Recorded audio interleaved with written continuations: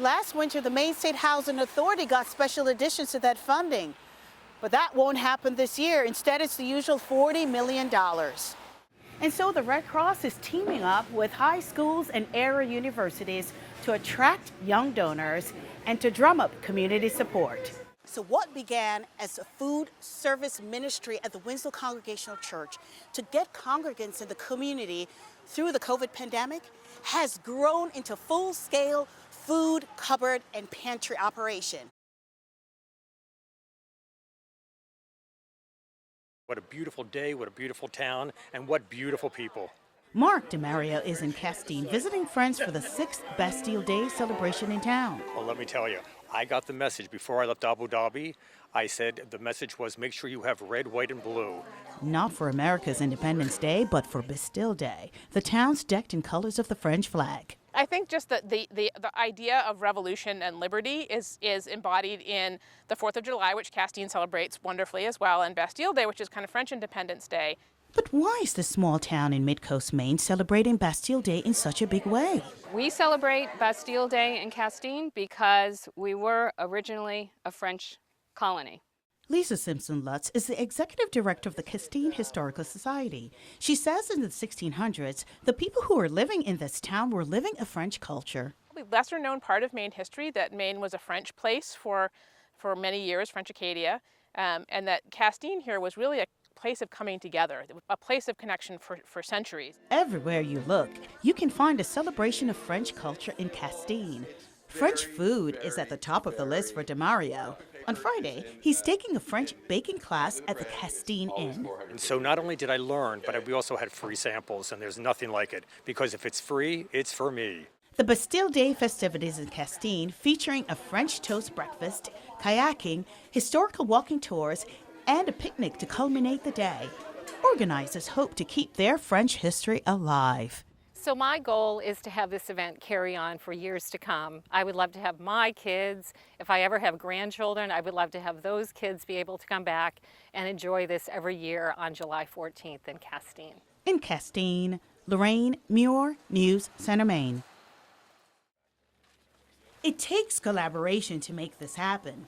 Kent Nelson, a forest ranger specialist with the Maine Forest Services, says they have controlled fires to prevent wildfires, and in this part of Maine, one is done every year along the railroad. Beautiful homes and cottages along the lake here, and we want to make sure they're protected if a railroad fire were to occur in the future. A train moving along railroad tracks can produce sparks, which during the dry season can burst into bigger fires. On Thursday, crews from the Forest Service worked to control the burn of debris along the tracks. Their goal is to get rid of anything that can go up in flames quickly and easily. Yeah, I can show you. I mean, when I say fuel, I'm talking about this stuff right here.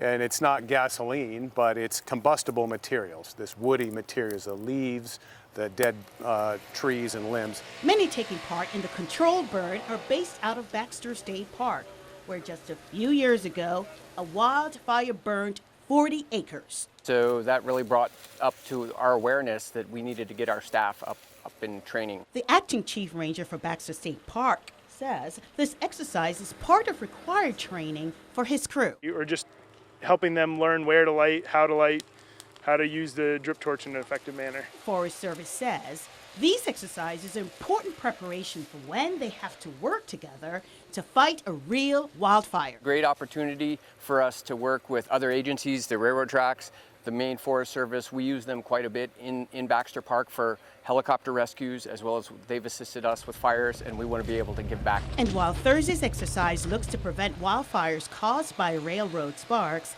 these experts say you can do your part too. People don't properly put their campfires and their brush pile fires out. So that's the one take-home message is, if you have a fire, make sure it's completely out before you leave the area. In Lakeview Plantation, Lorraine Muir, News Center, Maine. Economists are working with Maine's 4 tribal nations and other rural areas to develop independent community energy programs that are sustainable.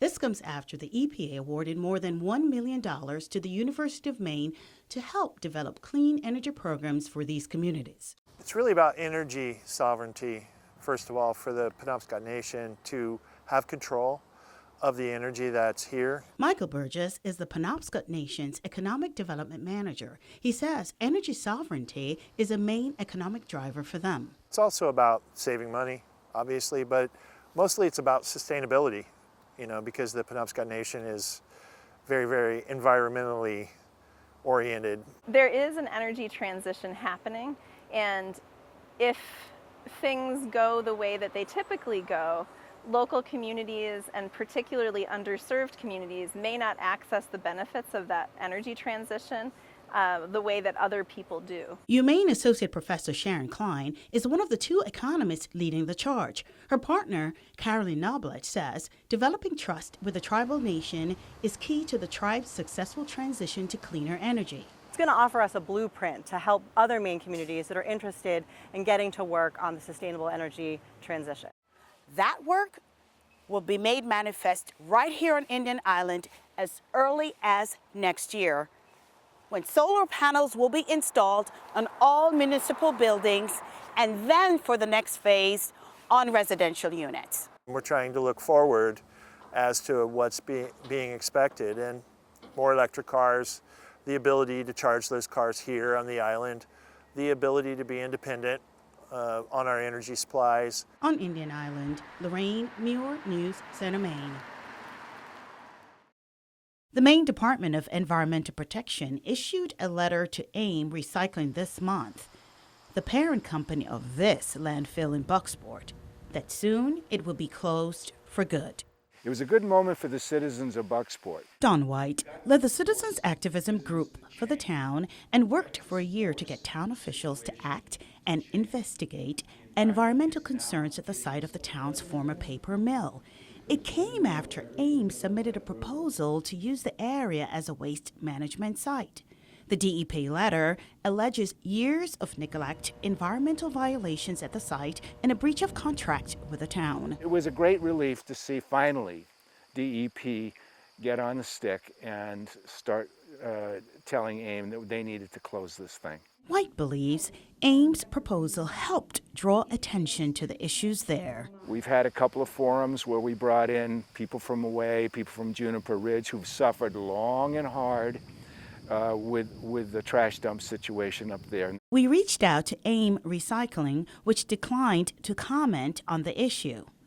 Town manager Susan Lessert says she had a duty to weigh AIM's proposal for the site. The DEP was wonderful in providing everything that we asked for. The town will now have to present a plan of permanent closure to AIM by January 2024. That includes a full cleanup schedule of the landfill. Just the fact that Team Bucksport, shall we say, is on its way to a positive ending in this. We're not done yet. We're not done yet. In Bucksport, Lorraine Muir, News Center, Maine. Last year was our busiest year ever. I'm pretty sure we're going to beat it this year. In 2023, inflation and rising food prices drive the demand for help.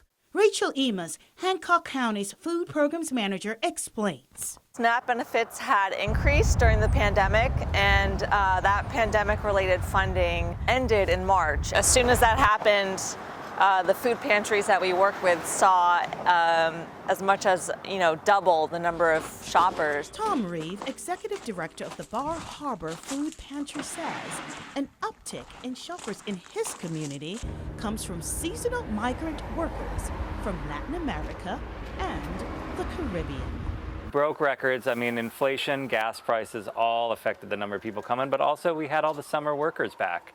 Max DJ, Communications Director for the Loaves and Fishes Pantry in Ellsworth, can also attest to the spike. We have clients from 33 of the 37 Hancock towns and 29 towns outside the county.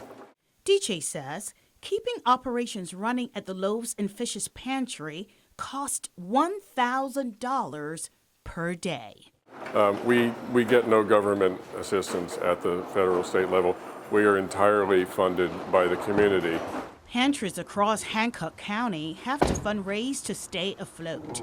The countywide food drive, now in its 12th year, is just one way to do so. It's always organized in the spring because this tends to be a time of year when our partners see more shoppers. And it's a true countywide network. The goal for the drive this year, on top of collecting food, is to raise $50,000. Although we do have to raise this money, the good news is that this is a very generous community, and there are a lot of divisions in the community, but when it comes to keeping our neighbors fed, the community comes together.